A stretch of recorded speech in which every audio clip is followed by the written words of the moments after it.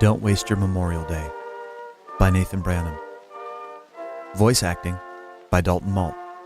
This is a Thistledown Press production. No part of this may be reproduced without the express written consent of the creators. Oh, taken you see by the dawn's early light. Memorial Day. In the U.S., it's a time filled with backyard barbecues, kids playing in the yard till the sun goes down, friends and family, and some well-deserved R&R. But is it more than just those things? Yes, it is. The primary reason most of us will get to take this paid vacation day off is to honor the men and women who gave their lives while serving in the United States military. Those whom we remember and honor today laid their lives down for their families, friends, you, me, and this great nation. They demonstrate that freedom is anything but free.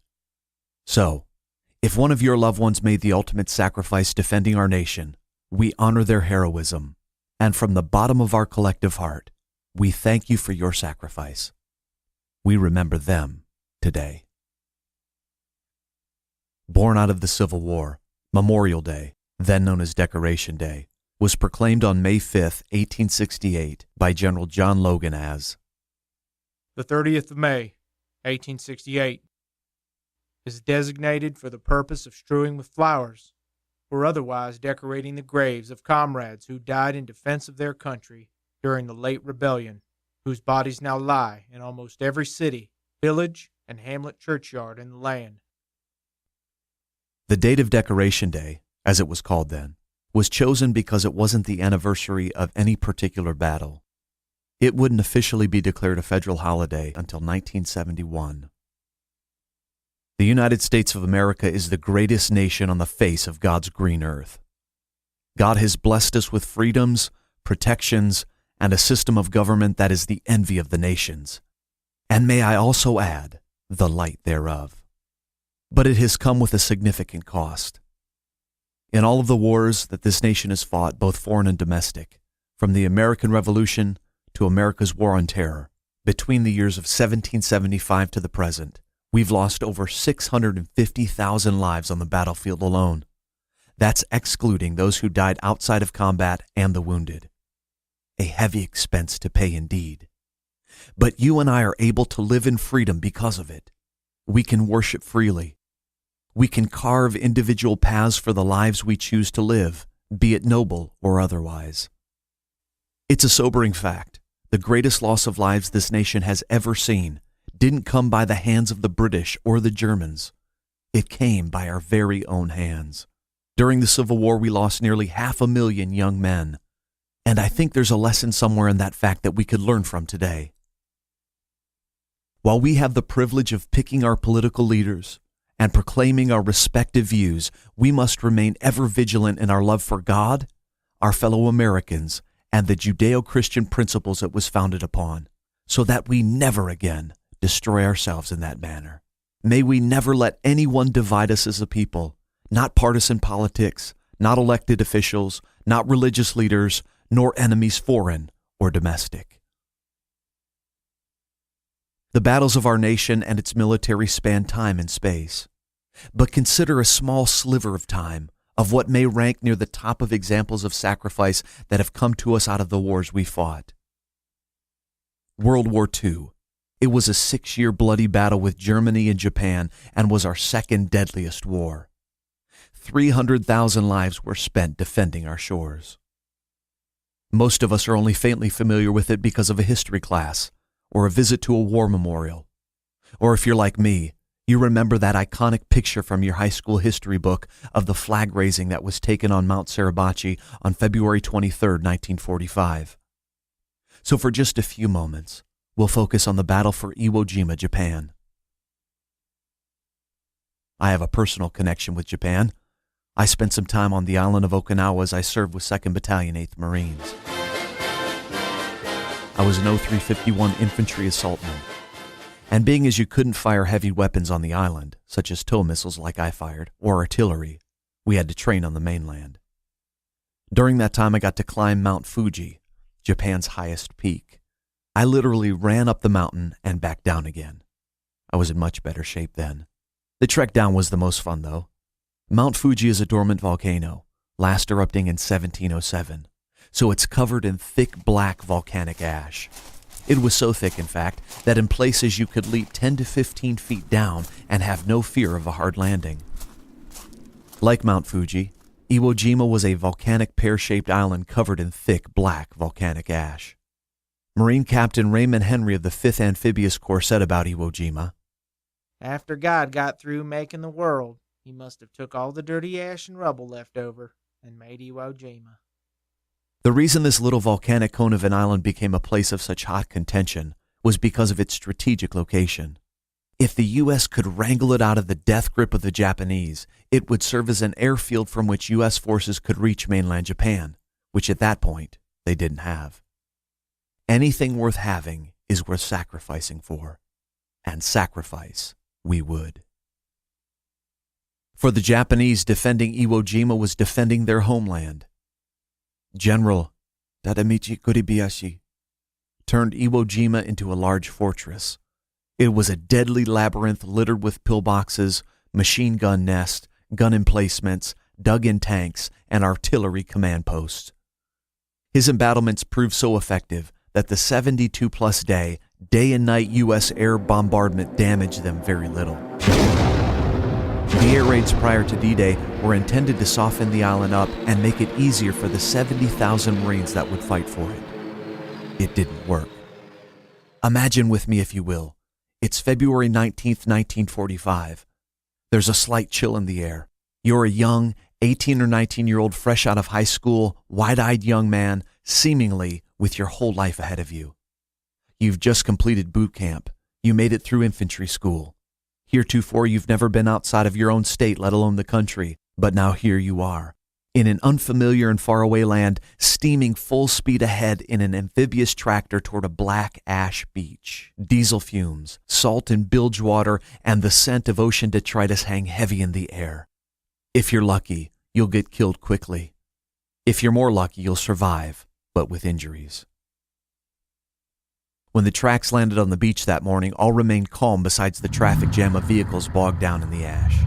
The Japanese strategy was to let the force land, wait for their approach, and then strike from every hidden, covered, and dug-in hole from the hundreds of positions scattered all over the island. Once the Marines were ashore, they made their trek inland about 500 yards. At that point, the Japanese unleashed hell upon our men.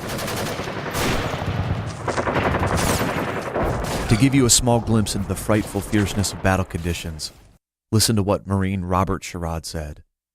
Whether the dead were Japs or American, they had one thing in common.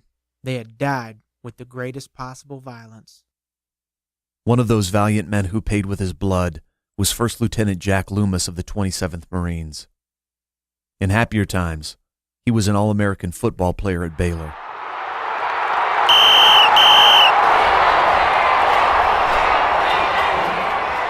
He was in front of his rifle platoon when he was knocked flat by a grenade.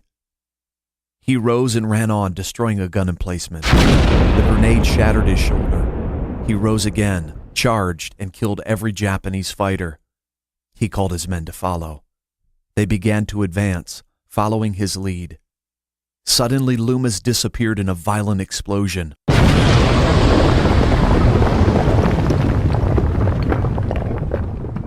And when the smoke cleared, his horrified men saw him, both legs blown off, standing on bloody stumps, shouting them on.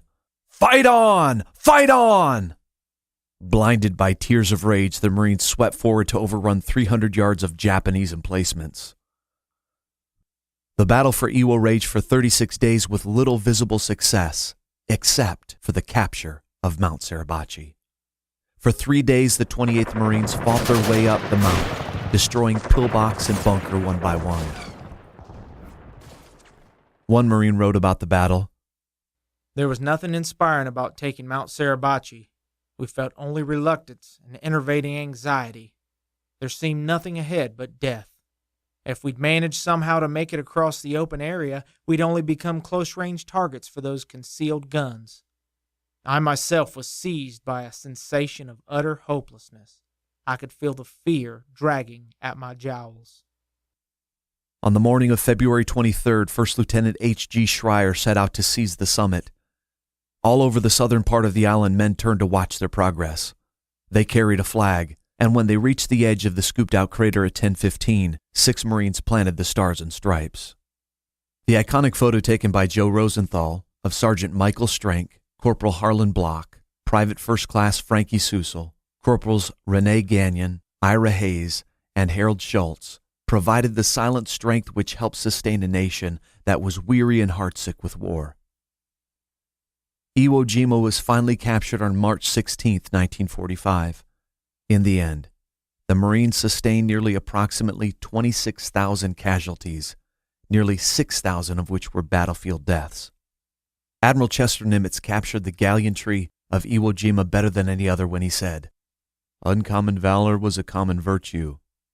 It is that valor and sacrifice we remember today, but not just from Iwo Jima, but from every war we've fought and won as a nation. This is the land of the free because of the brave. The Christian faith is built upon sacred memory. The ordinance of communion is captured in the words of Jesus, saying, "This is my body which is broken for you. Do this in memory of me." This day of national observance should naturally conduct the mind of the believer back to the ultimate sacrifice that God made for humanity in the person of His Son, Jesus Christ, on the cross of Calvary. John 15:13 probably captures the spirit of this day better than any other. Jesus said, "Greater love has no man than this, than he lay down his life for his friends."